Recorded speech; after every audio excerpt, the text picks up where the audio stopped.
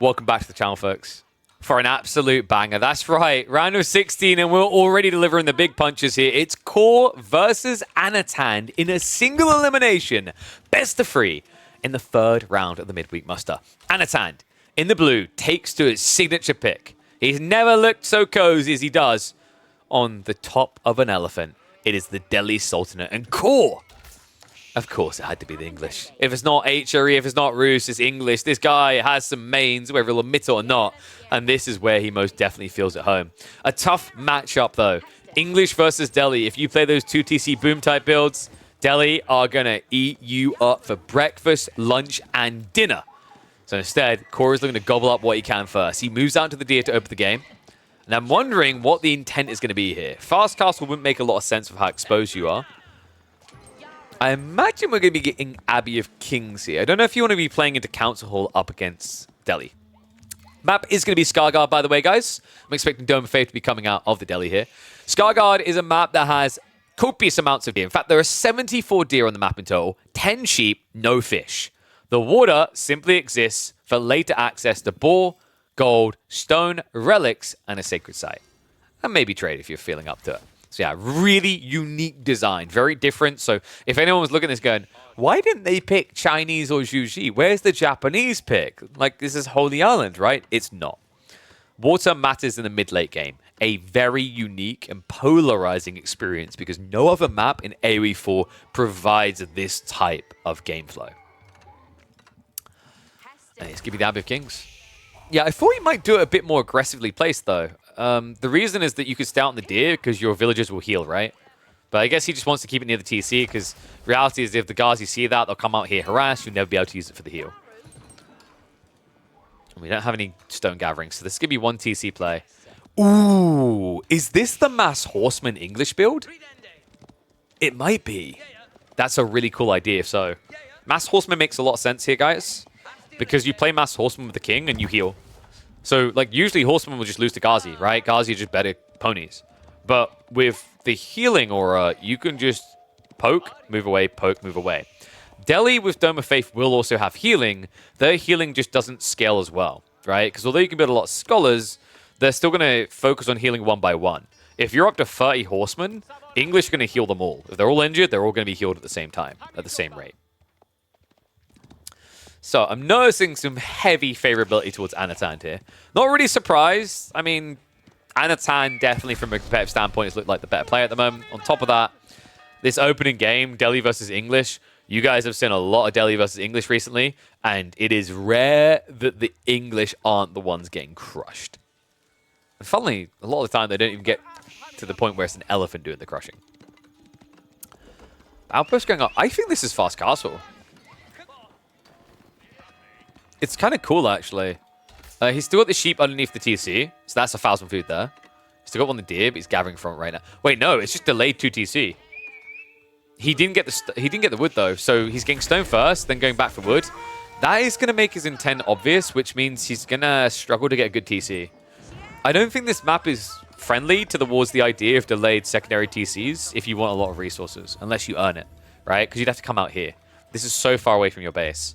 It's not like when you play Dry Arabia and hey-ho, giddy-yo, there's just one big deer stack right next to my base on the other side of my tree line. There is over here, kind of similar, but they're a bit dispersed and harder to shove in.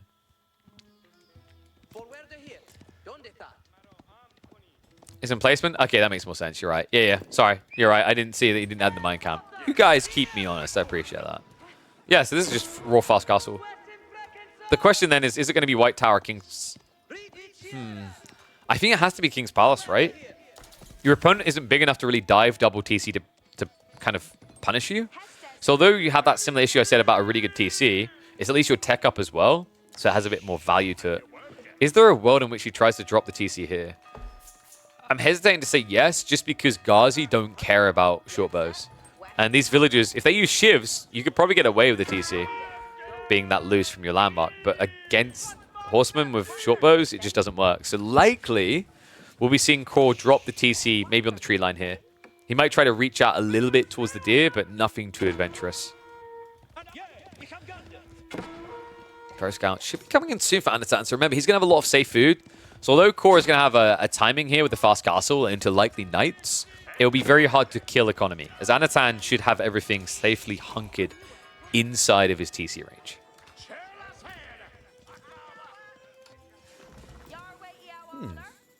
Moment of truth. There's no way White Tower, right?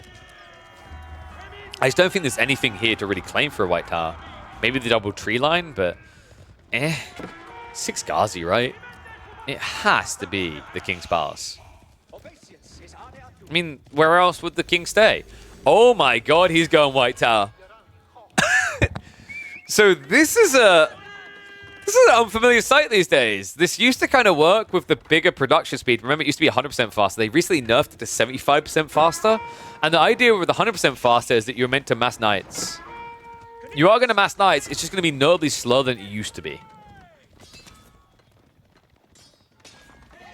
Does English Aristoteles look like that? He didn't get it. So what did he do with the stone? Oh my god, cool. I'm glad Kilchani caught that. He fumbled, right?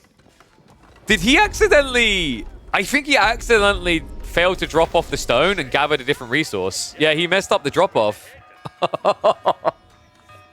I knew Kilchani wouldn't let that be. That was about to be hidden for eternity as well. He plants this White Tower to hide his shame. Oh, it happens.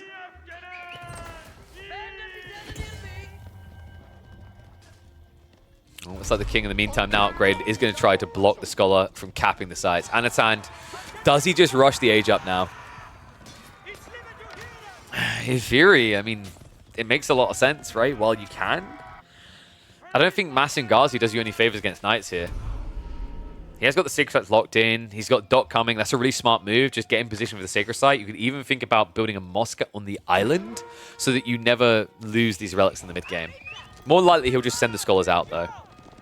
Meantime, he does have to add in spears. Knights are going to force that reaction. Ghazi won't be able to hold this back. He is getting the scouts as well, so it feels like he's running out of deer. Yeah, I think he's on the last one here, and then he's on sheep.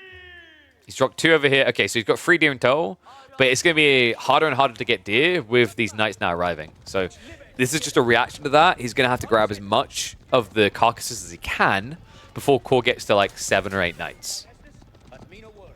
Core, meanwhile, needs to be a bit careful because these deer are good. Once he starts moving a bit wider to things like the boar, that's where the Ghazi could raid him. So what we'll likely see out of Core is him move here and wall this in. Shove the deer through and basically create a little safe zone. All right, 1s if you think Core's winning this, 2 if you think Anatan's winning it.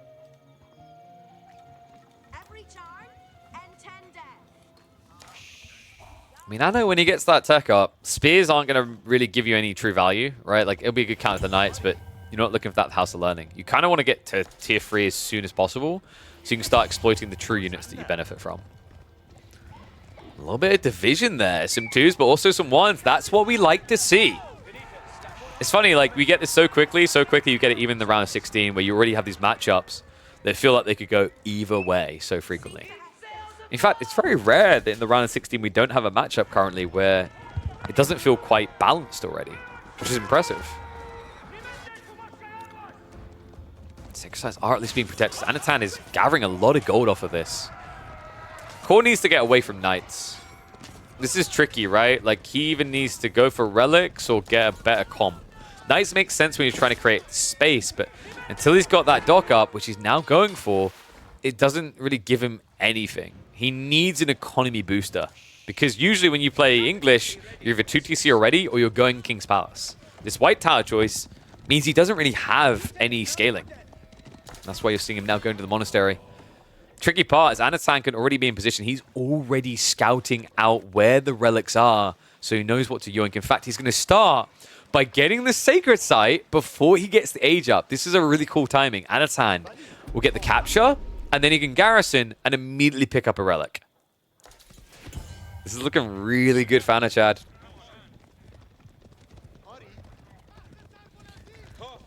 Another tricky part is, like, the longer you take to strike as Core, the worse it gets, because these spears, they're deli spears. You can see what they're doing. The walls are starting to go up. Smash around the sacred sites. So Core trying to strip away a win condition, but also a gold trickle.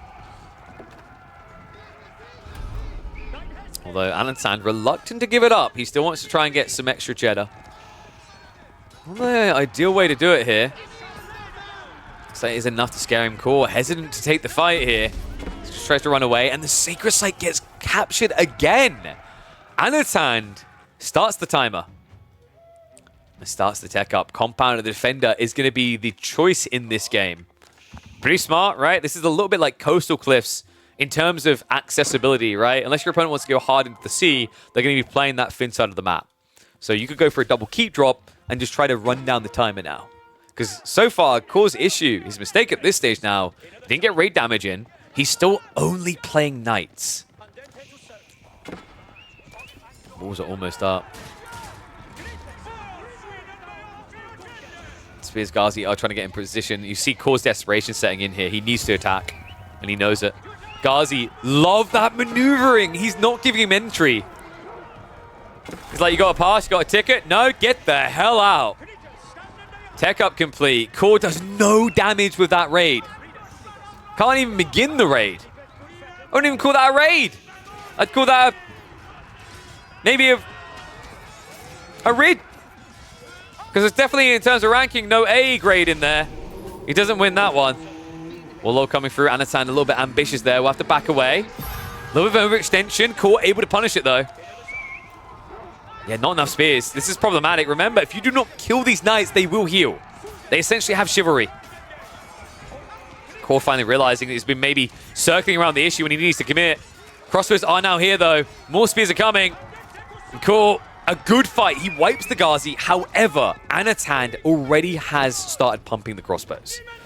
Spearman numbers are also looking decent. Veterancy is coming in just 30 seconds. I can't help but feel Core. The idea seems good. You know, wear your opponent down, just keep raiding, healing, raiding, healing. The timing doesn't make sense for him, though. Other timings that are looking good, though, relics are paying off. One's already home, second one coming, and now he's going to get on the water to try and take away one of the three that spawns here. Meanwhile, Anatan, a little bit AFK. I think he forgot. Yeah, he's just been sitting there with the transport ship, so this is not ideal. Anatan, his comp makes sense. His economy's not. The upside, though, is remember, he went Compound Defender, and I do not think Core scouted that, if I'm not mistaken. If he didn't see that, he might be expecting House of Learning, which means he might not be aware that Anatan has scaling potential here, right? It does require you press the buttons, though. Village Fortresses has not been queued up yet by Anatan.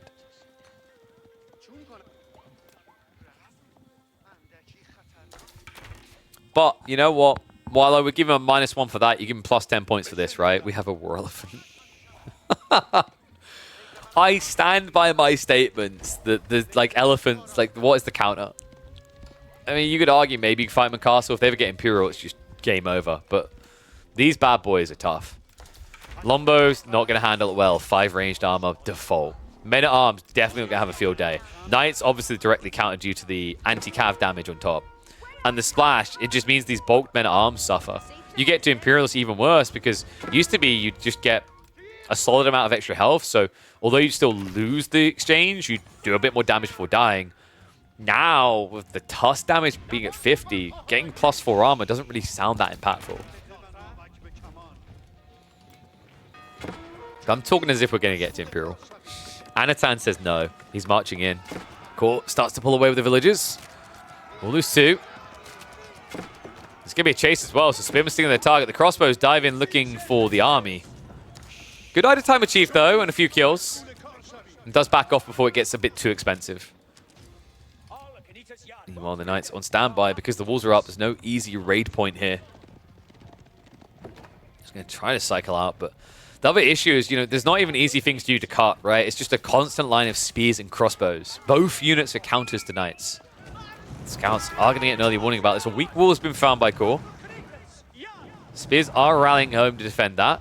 He's actually bringing the entire army. A little bit of maybe an overreaction from Anatan, but probably feels like if he can get rid of 10 Knights, he'll have full presence and control.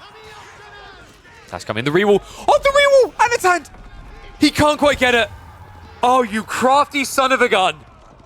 That was so close. Anno almost trapping him behind enemy lines there.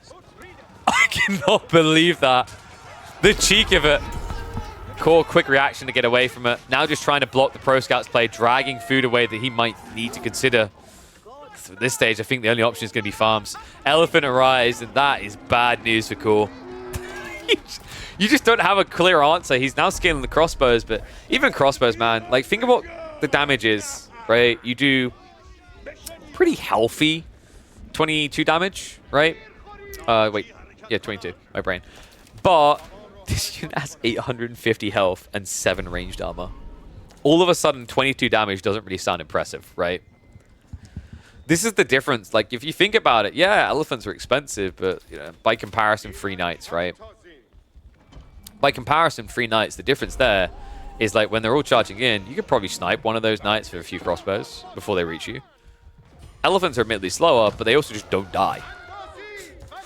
That's the difference, right? It's similar to the logic of why gilded units in theory should be OP, but aren't in practice for different reasons. Is they're so chunky that killing one is difficult, which means things like melee units that usually struggle in small quantities don't, because they will gap close.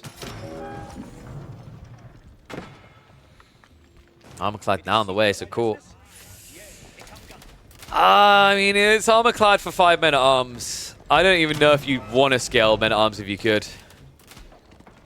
He has at least taken control of the water, right? So it's 3 relics to 1. Wait, are we missing a relic? Huh? Oh, yeah, right here. Really? Both of them didn't see it. Mass Spear is now reacting to the Knights, but they're not going to be able to break in quick enough here. This backstab could actually wipe the only grading group he has. It's just such a long line of troops coming as well. If you stop to kill a few, you're going to lose too many. The Zerg is real here. War Elephant goes in. Look how long it takes to kill him. He's still not dead. And the thing is, you have to focus fire on this over men-at-arms because it does more damage. But if you do, all of the men-at-arms reach you. Elephant goes down. But he'll be remembered fondly by the Delhi army for saving many a life. Double mango defense, not looking great. And oh, come on!